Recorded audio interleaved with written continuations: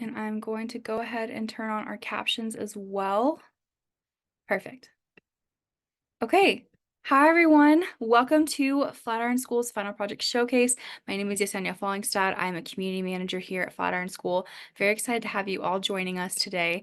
I can attest that these projects are super awesome, and I'm really excited to share them with you. These grads have worked really hard on their work, and it's just really, really impressive what they've come up with in just 15 weeks, or if they did the Plex program during the time of their course. So really glad you can all be with us and we get to kind of show off our grads' work. So a couple things, we will have a person present and then we will have some time for questions after. So anytime you have a thought that pops into your head of like, oh, I wonder how that works, or you just need something clarified, please drop it in the chat and I will make sure that we circle back and get it answered. You can also use the Q&A function as well if that is easier for you. I'll be sure to check both. Okay. Yeah, afterwards we will have a little bit of a survey as well that I will send out into the chat. We would love to get your feedback on how to make this event better. But yeah, we've got two really awesome software engineering projects and two awesome data science projects to share with you today. All right, with that, let's go ahead and get started. Nahama, are you ready? Nahama's going to be sharing her project with us, face recognition. Yep. Okay, take it away. Okay. Hello, everyone. I'm Nahama Borsu, and I graduated from the data science program this past March, so just last month. And yeah, this is my project. This is my facial recognition project that I will be presenting to you now. This project addresses the escalating demand for sophisticated and precise facial recognition systems across diverse domains such as security, attendance management, and user authentication. Leveraging advancements in deep learning techniques, the focus is on elevating the performance of these systems through the implementation of a custom Siamese neural network. The dataset is comprised of images of my classmates, ensuring diversity in facial expressions and angles. There are 30 images of each person, the typical amount of data you need in a recognition task, because not a lot of data is needed to achieve good results. To prepare the dataset for training, a comprehensive data preprocessing pipeline was employed. Techniques such as resizing, cropping, normalization, and face detection were employed to enhance the quality and suitability of these images. I then created image pairs to go into the model and labeled them 0 and 1 respectively for the similar images and the dissimilar images. Now here is the architecture of the Siamese neural network. It's effectively two neural networks running simultaneously. Then the last layer is a distance layer that finds the distance between two of the outputs. So two images go into the neural networks and output embedding vectors, which represents the image, and then you find the distance between them, which represents the similarity between them. Now, this diagram over here is explaining how the network functions. You put an input image, this X represents the input image, and these X's represent similar images, and the circles represent dissimilar images. The contrast loss function that I used for this neural network is pulling the similar images towards the input image and pushing away the circles, which are the dissimilar images, away. So what we want at the end of the day, we want all the X's to be in the boundary and all the circles to be outside of the boundary. So we know specifically which ones are similar and which ones are dissimilar. For evaluation, the contrastive loss function that I plotted over here reached 0, and the accuracy, which represents how many similar images were predicted as similar to how many got accurate. It scored 86% accuracy. Now here's a live demo that I'm going to do. I'm going to show you my app in action. I'm going to upload an image of my classmate Sunny, and it is going to verify it against all the verification images in the database. and hopefully say you're verified. Takes a few seconds. Yeah, so basically the same thing that's happening in the diagram that we saw earlier is happening right now. It's pushing away all the dissimilar images and pulling together all the similar images to find the one that is closest to this. And it's going to hopefully say her name. Yeah, so we could just wait a few seconds. Oh, there it is. Okay. So there it says you are verified and welcome, Sunny. So, and that is her. So for next steps, I will finalize documentation, implement procedure for unknown users, and implement the model into an attendance system. Thank you. Any questions?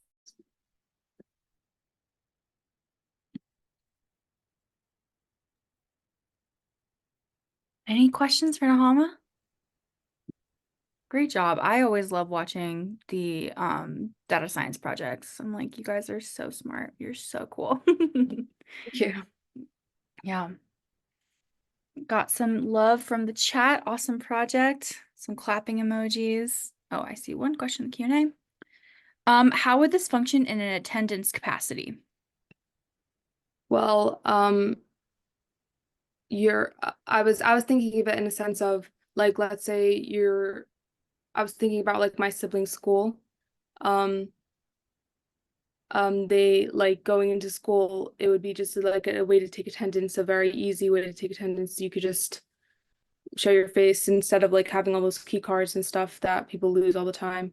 I think it would be really, really helpful and to implement that into a school like that or into a workplace, something like that. Totally. Thanks for asking, Elizabeth. What was the hardest part of the project for you? Well, it was challenging, but the hard part came when something was wrong with the verification function at the end and I didn't know what was wrong.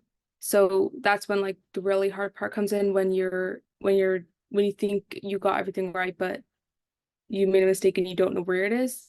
So it took me like days to like just comb through all my code and find the problem where I went wrong. But I found it and it was by where I created the image pairs. I was looping through it incorrectly. So they were creating with only one person on the bottom. So I fixed that and then it worked. So yeah, that was probably one of the most challenging parts.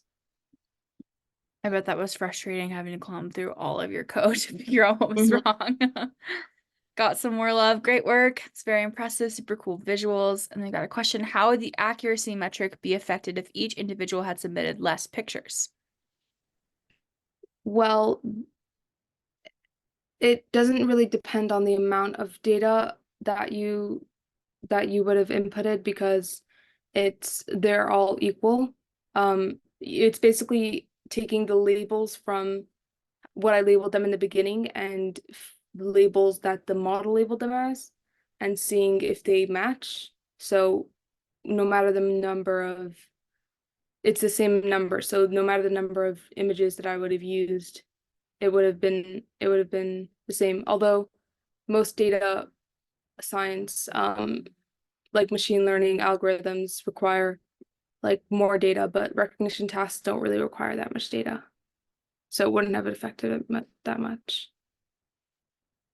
Thank you for explaining. I have one last comment. The only problem is that it needs to store a lot of data and the computer must be able to process it very fast. Just imagine it on a law enforcement scale. I think Christopher's talking about, was that the attendance question, I think, right? Yeah. That is Yeah. true because even on my app, it took a few seconds and I only have like 5 images per person, which I don't think I even need that much, but especially like for sure like when it's in a bigger scale, you're going to need a faster computer, something working faster. Yeah. Oh, totally. Okay, well, awesome job. I'm not seeing any other questions. If anyone has any questions as we keep going, feel free to drop it in and I'll make sure that we can circle back. But awesome job. Thank you for sharing with us. Thank you. All right, next up we have got Dave with his project Musician Space, Engaging Fans in the Digital Age. All right, hey everybody. Let me just share my screen with the computer audio on. Okay, oops. Sorry about that. Hold up, sorry. Let's try the wrong one. All right, so here we're now on the right window, and then I just have to turn on the sound. Okay, hi everybody. My project is called Musician Space. My name is David Mostaller, and I'm a software engineer and a musician.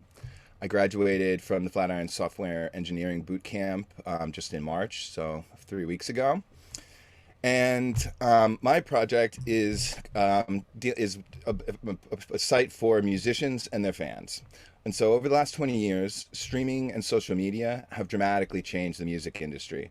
It's more important than ever to engage with your fan base, but in some ways it's actually more difficult to do so because there's so many different platforms and services available.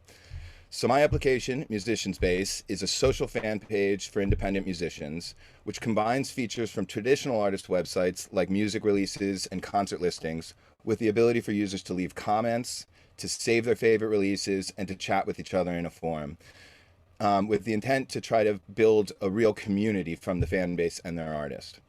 So I'm gonna first use the website as a fan. And so this is the splash page, the home page when we come in. And so we've just got a little image up here. It could be anything that the artist would choose. But the main section here is we have news and updates. And so in this area, the user could click on one of so it's like a blog post, and they would then be able to add comments. So they could, interact and say, right, like great set or something.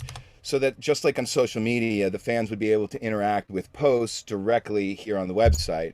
And then I also have included a button so that you could share the link directly to Facebook and it would pre-populate the post like that so that people could still push it onto social media. The next section that I'll show is an event section. So this is similar, only this would be for concert listings and things. And so then again, you could come in and view the event. And for this, then there would be a link that would take you to, the ticket page so that you could go off to where they would sell sell tickets. Then the next section is the bio section, and this is just a static thing. It's not, it just has links to other sites like Patreon, YouTube, whatever the artist has, so they can connect to the rest of the websites that they use. And then we have a button here that will take us to a contact form.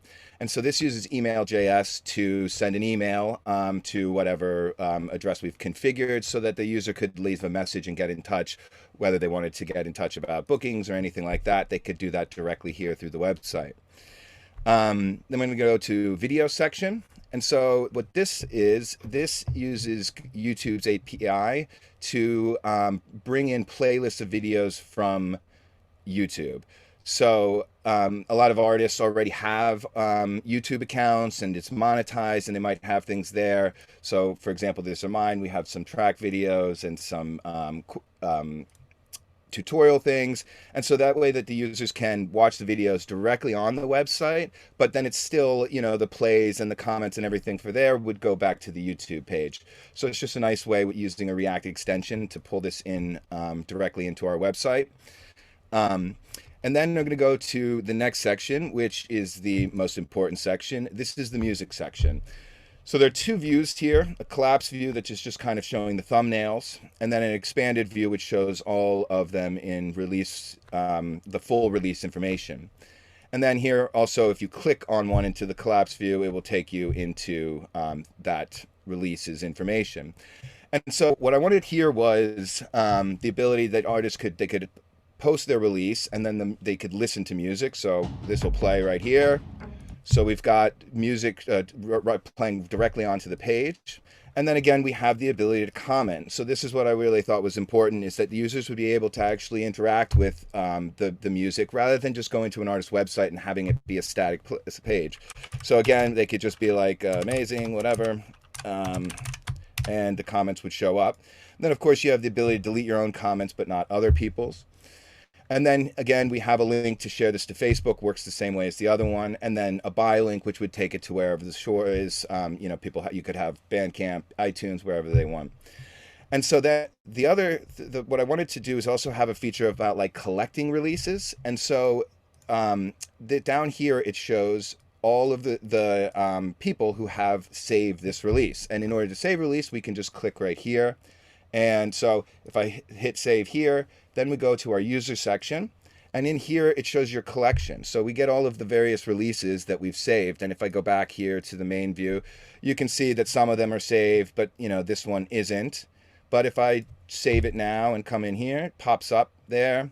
And then also if I go back over here, you'll see that now I'm showing up. So it's like a badge of all the users who have used that. So I just thought this was a fun way to kind of build a community and have people, you know, like collectible cards or something like that. And then in addition to that, we also have a ability to search the entire website. So if I were to just type in something here, so we can get the search results so that this will show, you know, anything that has an S in it, whether it's a release, whether it's an event or a post. So I just wanted a way, like, and you can see if I type in a little bit more, right, we'll show for us there. So I just wanted, because it's once you get a big website, it'll be nice to be able to find things easily. And then if you click on them, they'll take you in here.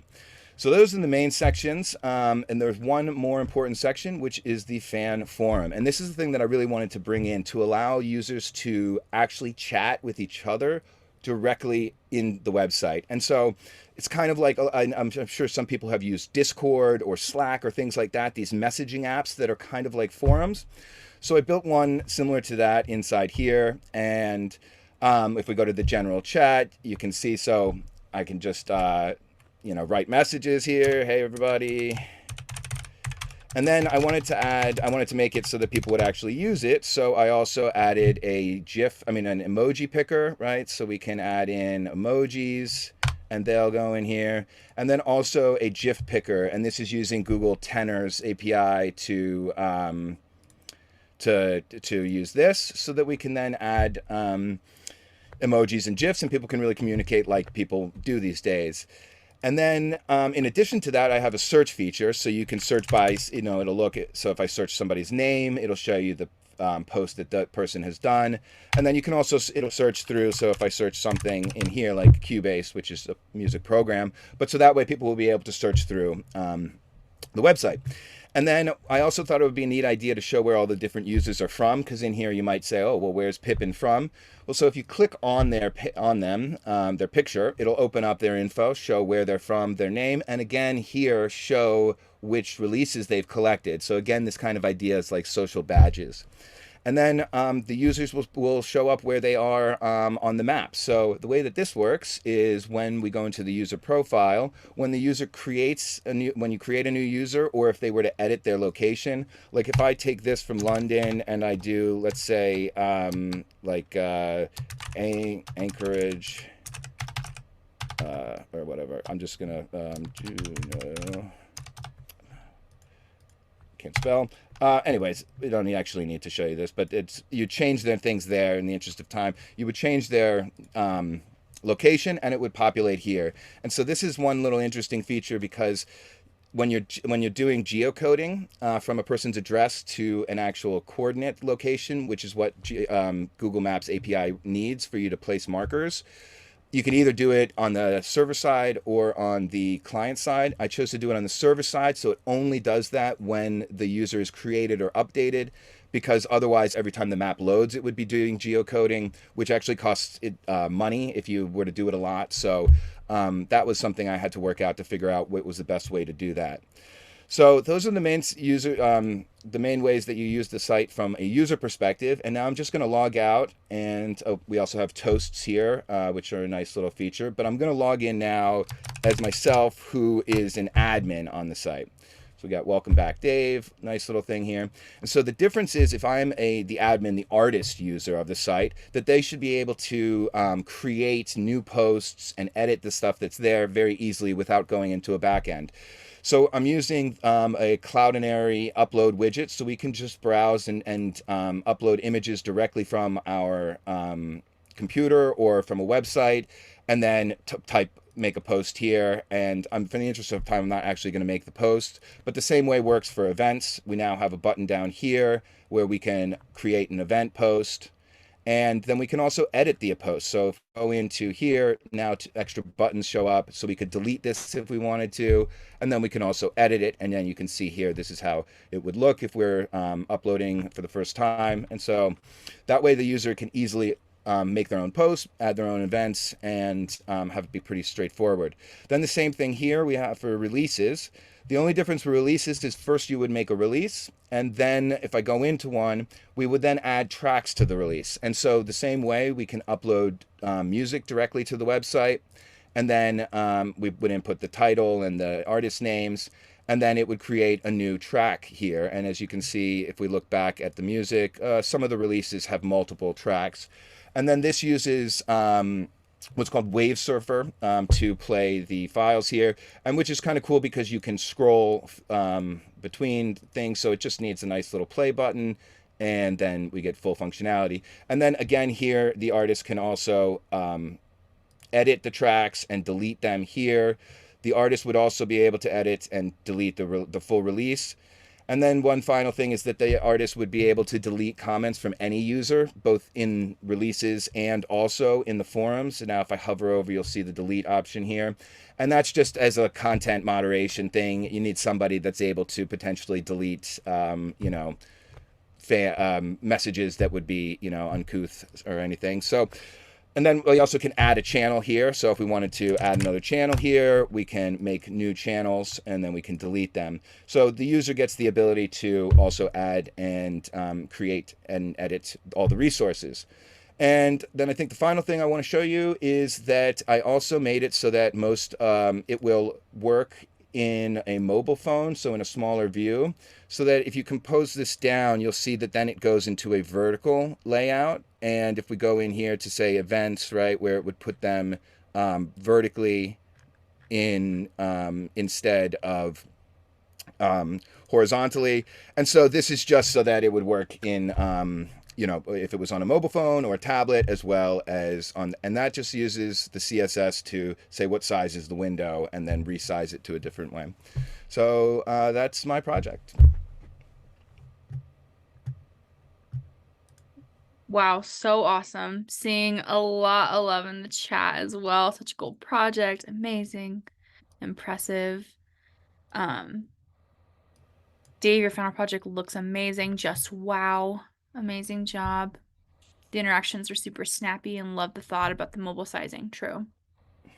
Great. So the main purpose, I could see the questions there. So the main purpose is basically, rather than having, the user be, you have your social media, you have a Discord channel, you might have a Patreon where people are doing it, a Bandcamp, and a million different pages. We're kind of pulling them all into one place. So it's not really reinventing the wheel here. It's just kind of aggregating it into one place so that the artist is the one who's behind it, and then allowing the fans to really interact. Because right now, if you go to an artist website, it's just like you go check out a video, the artist will never know that you were there. And I think now it's important that, you see a lot of, and this wouldn't necessarily, it could be for other communities too, an art community, a card collecting community, any community that really was based around a certain idea or a certain person or anything like that. And just having everything all in one place. And so, future expansions would be to make it so that a person, like if you were logging in, if you were if I go here to sign up, that there would be an option to say, I want to sign up for an artist account, and that then they could maybe have a couple customization, change the colors or things like this a little bit, and then they could have their own version of it, so that it would be a true platform where the creators could sign up.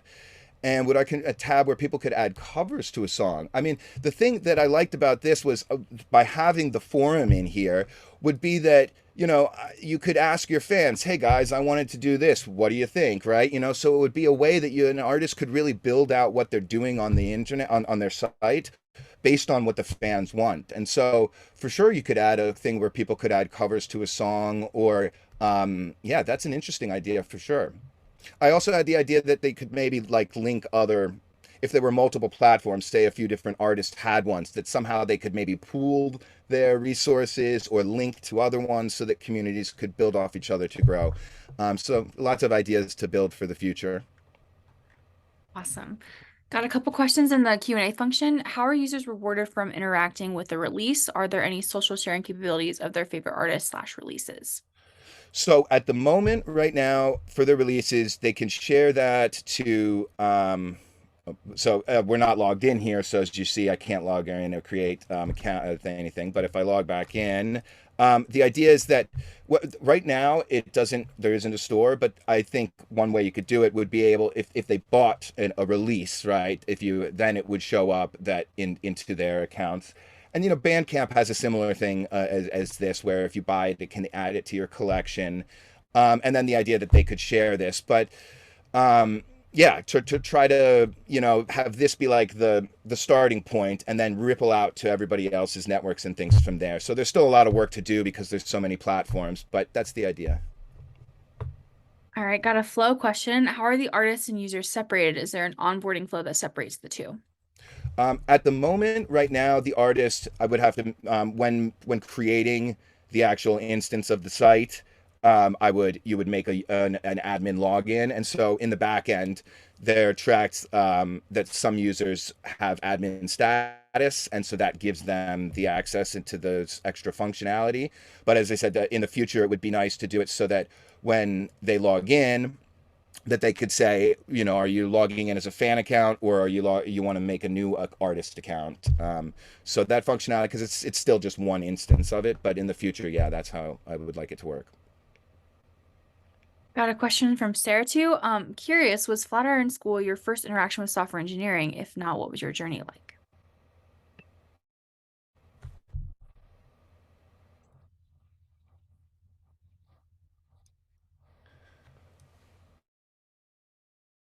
Breaking up a little bit. I think I'm frozen. Can you guys still hear? You're back now. I don't Yeah. think it's on your end. I think it's on Yesenia. Okay, it's all right. Yeah, it's Yesenia. So I think she was saying, is this my first experience? So I made some of my websites by myself over the years, just like a little bit of basic stuff. And about a decade ago, I had about a year stint doing some web development, but it was a long time. I had never used React or Python, anything. So while I'd have some experience with web design on my own, I didn't know the tools.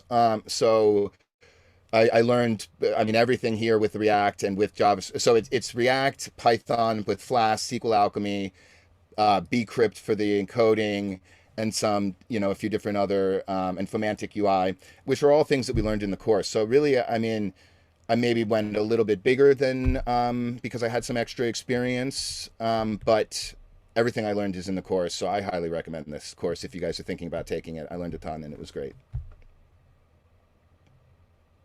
Awesome. Thanks for sharing. I'm not seeing any other questions, just seeing some more praise, great ideas all around. Yeah, thanks for sharing with us, Dave. Really appreciate it. Thanks, For our everybody. attendees, if you have more questions, please feel free to drop in the chat and we'll circle back and make sure that gets answered. But awesome project, Dave. Thank you so much. Thank you. All right, next we've got another data science project with NOAA, federal funds interest rate predictor. You ready to go, Noah? Yep. Can everyone hear me? Yes. Or can you hear me at least, the person that can respond? All right. Oops. As Sunny said, my name is Noah. I was in the same cohort that Nakama was, actually. So I just recently graduated here in New York City. My project funds target rate.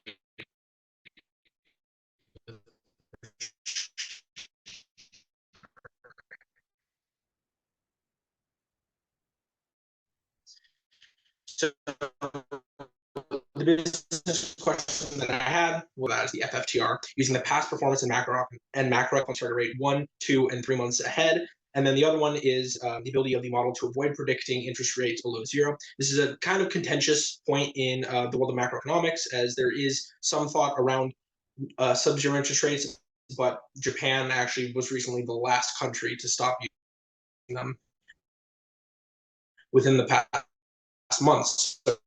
in the time that I presented, there was actually more evidence that showed that trying to avoid these sub-zeros is actually quite important. So for my data, I gathered my data from FRED, which is the Federal Reserve Economic Database, which is dated to 1987 to 2024, because I didn't want to use old, outdated data to train my model. And then another thing important,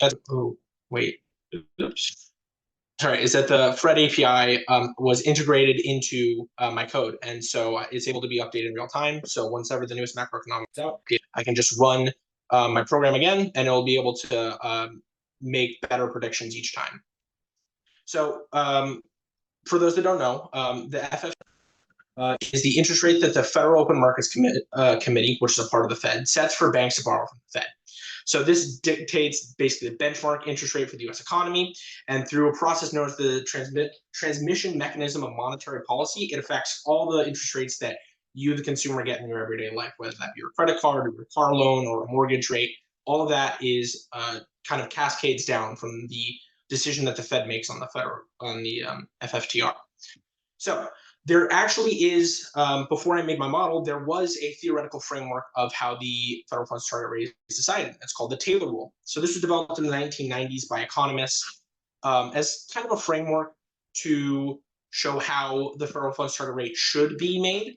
However, after the 2008 financial crisis, it kind of broke down, and this model isn't actually really appropriate for predicting how super modern macroeconomic systems work. And so I wanted to find a better way. So before, the only determinants of the federal funds target rate were the nominal interest rate, which is the current FFTR, the inflation rate, and the GDP gap, which is a more technical way in economic sense of basically saying how hot the economy is or how cold the economy is. So these are all the features that I included in my model to predict it. As you can see, that I did include these features, the GDP cap, and this is going to be your inflation rate. And over here is your FFTR. And while they were important for the Taylor Rule, in the modern sense, my machine learning algorithm actually doesn't see them as that important, as the smaller bar here and here indicates that they're not actually that important. Instead, the more important things are, of course, the current FFTR. The past 3 months is kind of showing what the trend is, and also the disposable income, the GDP, and the M2. M2 is just another way of saying the money supply in the United States, including non-cash assets, so money in your bank account and whatnot.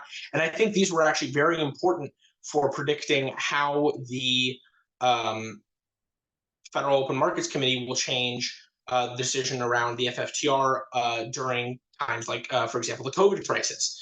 Because as you can see here on my next slide, the Taylor Rule was actually not able to predict the COVID crisis right here, how the market would react to it well at all. So my baseline model, which was the linear regression just using the Taylor Rule, had a mean average error of 0.31, which is decent, but when we're working with something as precise as the federal funds target rate, an accuracy of 96.89 actually isn't that great. And you won't be able to use it for any actual like economic strategy or finance strategy or any, wouldn't be able to incorporate it into a portfolio. However, what I used is called boosted, which is a kind of offshoot of the risk algorithm, which you learn in data science bootcamp. And that actually led me to have a MAE of 0.011 with an accuracy of 99.96%. And some very important things here is that this lower bound here, of course, you can't put interest rates below this, as I said before. But this lower bound, Taylor had a very one second, I said it failed to detect my microphone. Can you guys still hear me? Yes, we can hear you. Okay, perfect. Okay, so as I was saying, the Taylor Rule model was not able to adjust well to near zero interest rates, as you can see here, which is the 2008 financial crisis. It had a really hard time getting down and predicting these super low interest rates. And during the COVID recession, it actually found a time when it would have predicted a negative interest rate, which, as I said before, isn't something that we're interested in the model doing. However, our XGB model, as you can see, almost perfectly tracks the FFTR, even in times of financial crisis such as 2008 or the COVID recession. And that's it. Any questions?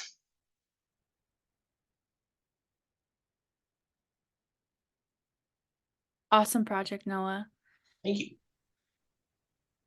Got some clapping. I'm seeing camera off. I'm sorry about the tech issues, but I think if we No, force it's the fine. I think camera it was off, on we'll my get end. In the middle, it just popped up and said that it wasn't picking up audio. okay.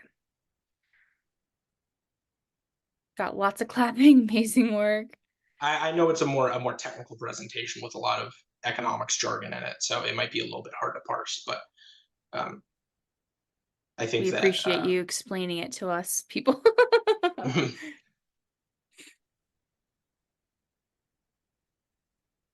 Yeah, very impressive that the 99 point, was it 96? Yeah, it was 99.96% accuracy, but the more important part of it was the MAE of 0.011. That actually means that it's good enough to be used to kind of beat the bonds market in an applied setting. So you could short the 17-week bonds future market to basically have a better idea of where the bonds are going to the market makers. So that's the applied thought right now, and I'm actually currently working on implementation of that to integrate into my own stock portfolio. Totally. Thanks for explaining that. Yeah. Got some questions about your background. So did you come from a finance background? What was your background So before Flatiron I School? don't come from a finance background. I actually recently graduated college with a double major in political science and economics. So that is my background on economics, specifically focusing on macroeconomics and a subfield called game theory. And so that's where I come from. Yeah. Gotcha. Awesome. Who would be the main users from Sylvia? So that's a good question. Of course, there is the easy answer that I can give of big banks and whatever to have a better idea of what's going to go on in the future so that they can accurately kind of allocate their funds in places and know where the market's going to predict stuff. But as I said before over here, due to this macroeconomic idea of the transmission mechanism of monetary policy, it actually kind of affects anybody that borrows money or lends money or has anything to do with the US financial markets, as the rate will, as I said, affect your car interest rate or your mortgage interest rate or your credit card interest rate or anything along those lines. Super interesting. Thank you for explaining. Got a question. Have you tested it with 4 or 6 months instead of the 1, 2, 3? And how does the accuracy hold? So I haven't tested it with that far out. The reason that I did 1, 2, and 3 is that once you get past a certain point, it becomes very, very hard to predict where the market is going, as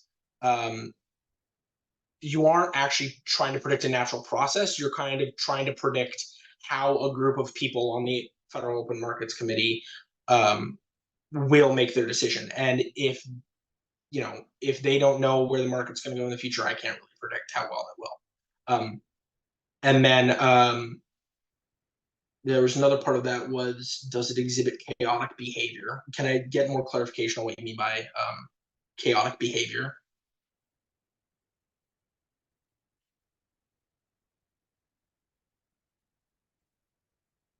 Chaos theory. Yeah. So it is chaotic, as you know, as it is always hard. I don't have a crystal ball. I can't tell where the market is going to go in the future perfectly. And there are, of course, things that will come out of nowhere that the Fed will need to make a quick readjustment for. But my idea, or the model, relies on the fact that the Fed doesn't want to make hasty decisions or any decisions that are too drastic too quick. And that actually works in my favor, because that means that I can kind of look at that 3 months out as the time period that the Fed is looking at as well. Of, if this bad trend in the market continues, then we can look in a couple of months and try and change things. But of course, things can spike out of nowhere. That's why my accuracy isn't 100%. But as far as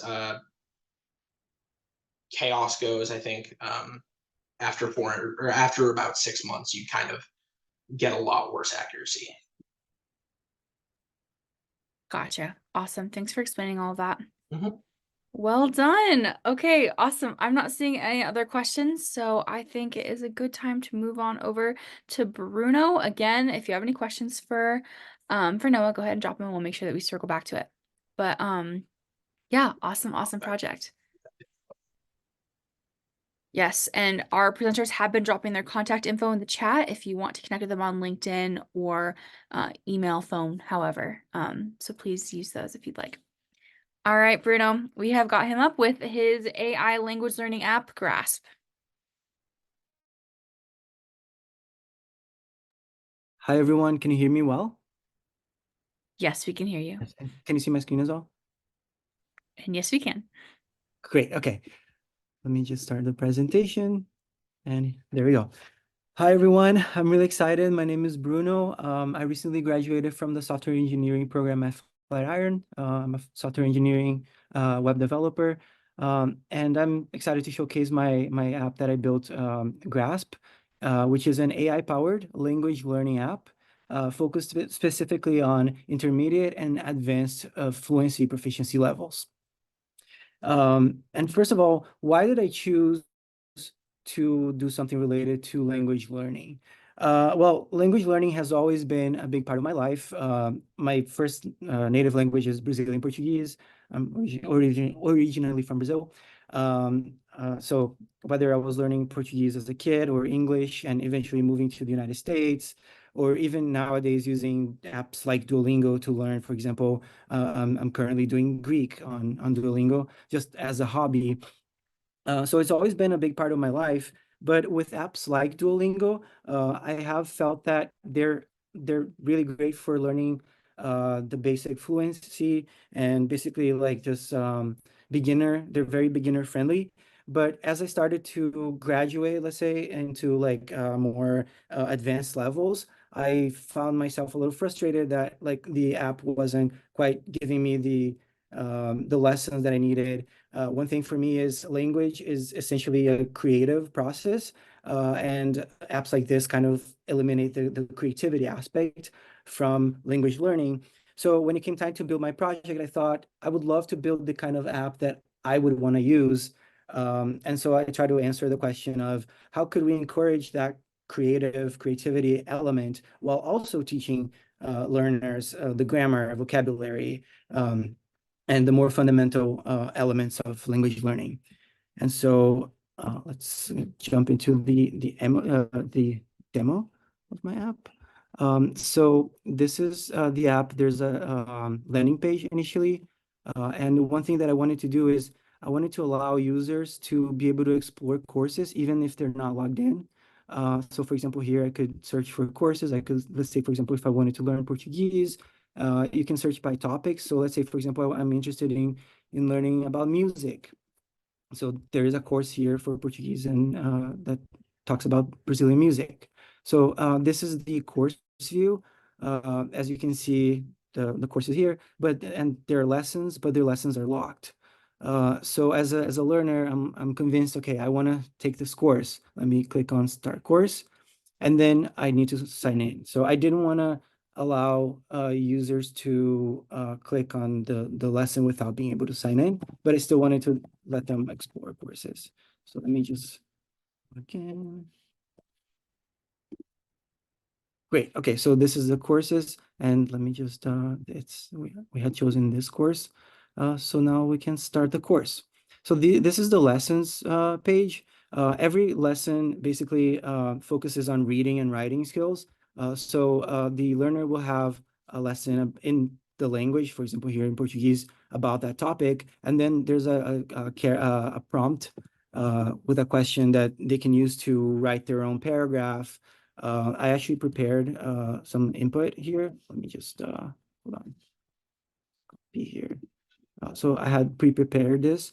So the user can write their input here in the language and basically practice their proficiency, and then they can get AI feedback. And I wanted to use AI so that the user can get almost instant feedback. It takes a few seconds, but basically the AI is going to take that input, is going to interpret it, and basically you can see, for example, that input had some mistakes. So the AI will correct the user. So for example, músicas needs an accent. There's an accent missing. Or descreve should be descreving. So it will give the user those corrections, and then the user can save. You can see the lesson saved, and then now they've unlocked the next lesson. So for example, the next lesson is Funky Carioca. And so this way, I wanted to give learners a sense of progression so they can keep going with their lessons. Now, if I were to go back to the course, we can see that the user has unlocked these 2 lessons here. And actually, if I go back to the courses page, the user will see this keep learning section. So any courses that they have started, now they can keep learning. I also wanted to make this mobile responsive. In my experience, most learners nowadays want to use their phones to learn. So let me just resize the screen, and you can see as I resize the screen, let me just unselect that.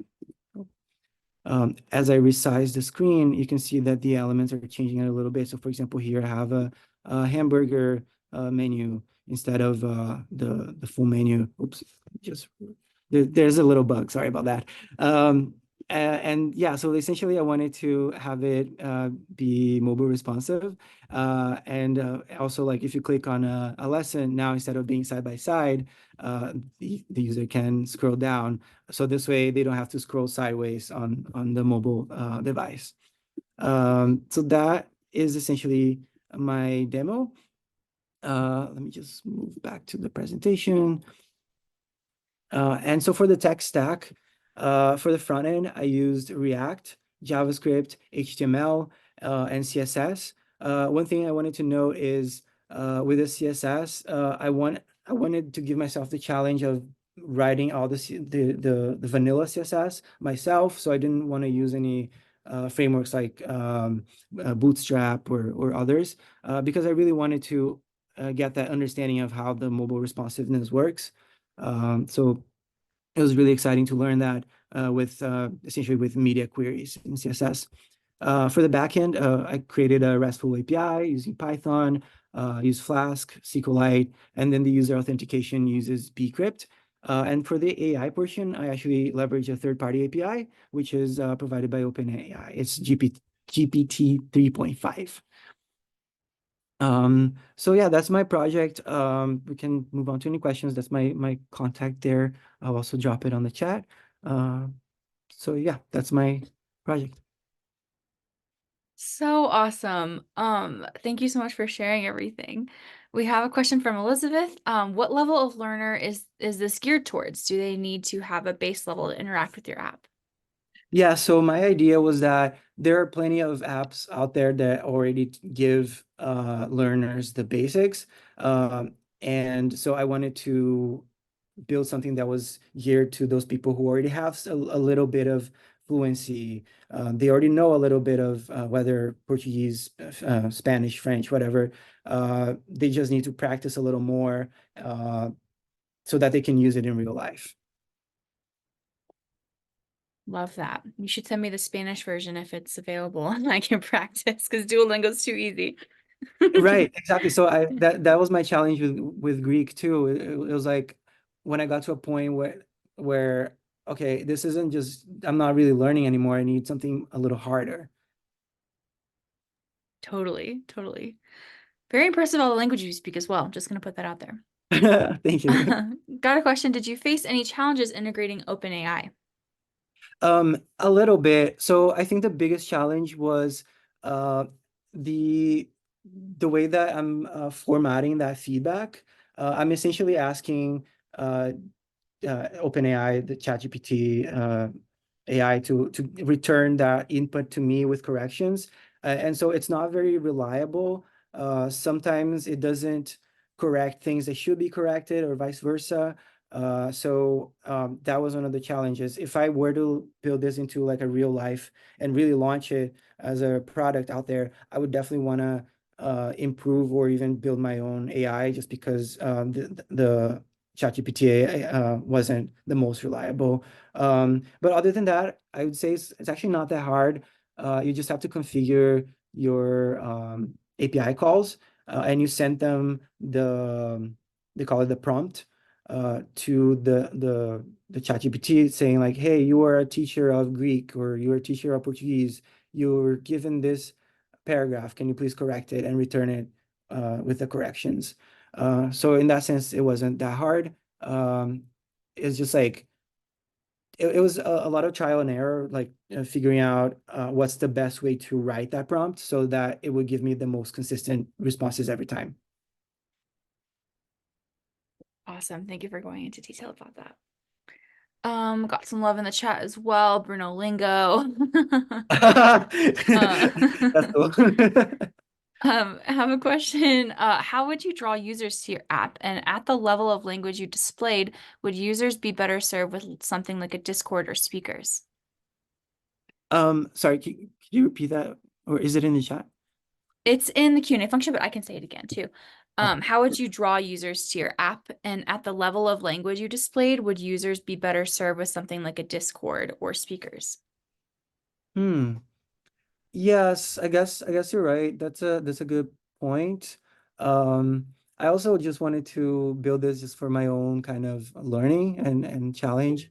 But you're right. It does require quite a little bit of a level of uh, proficiency. The thing though is like the information, the text that I show here, just dummy data, right? So I generated these texts also using ChatGPT, and of course they could be replaced with better courses. Like if I were to release this as an actual product, I would definitely want to incorporate like a course design into it and actually build like a more progressive kind of scale where it starts a little easier and then it goes from there. It's good feedback. Thank you. Awesome. You Me can too. always keep, you're going to build on this and make it even better. Yeah, I might build Bruno Lingo then. I'm on board. Just got a lot of love, really cool project and fantastic execution. So really great job. Thank you so much for Thank you. sharing. Thank you. I am not seeing any other questions at the moment. Oh, I just wanted to also add, sorry, I totally forgot. I'm open to hire if anyone wants to hire me. Love it. Everyone email Bruno. Everyone email all of them. Okay, awesome.